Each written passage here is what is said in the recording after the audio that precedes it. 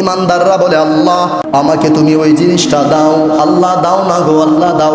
কত আমল করে, কত আখলাক করে, কত রোজা রাখে, কত নফল ইবাদত করে, কিন্তু এরপরে পায় না।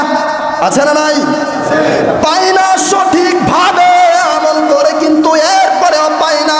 এর কারণ হচ্ছে আল্লাহ রাব্বুল আলামিনকে ফেরেশতারা ডাক দেয়া বলে, ও আল্লাহ তোমার বান্দা তোমার কাছে চাচ্ছে, নফল ইবাদত করছে, রোজা রাখছে, কত নামাজ পড়ছে, কত দান সদকা করছে, আল্লাহ তুমি তাকে দাও না কেন?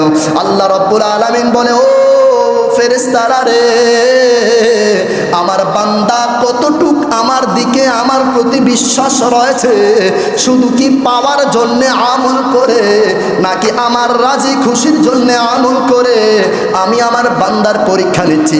বান্দা যত ধৈর্য ধরবে বান্দা তত আমার প্রিয় হয়ে যাবে। কতটুক আমার দিকে এগিয়ে আছে আমি একটা পরীক্ষা করি। সুবহানাল্লাহ। আল্লাহ বলে আমার বান্দাদেরকে, আমার বান্দিনীদেরকে আমি অসংখ্য অগণিতবার বিপদে ফেলে এবং ভালো সুখে রেখে, টাকা পয়সা দিয়ে, ধন দৌলত দিয়ে, সোনা দানা দিয়ে বিভিন্নভাবে আমার বান্দাদেরকে আমি আল্লাহ পরীক্ষা নেই। বিশেষ করে যারা আল্লাহওয়ালা মানুষ, যারা মুমিন, যারা ইমানদার, এদেরকে আমার আল্লাহ রাব্বুল আলামিন একটু পর পরীক্ষা নেন।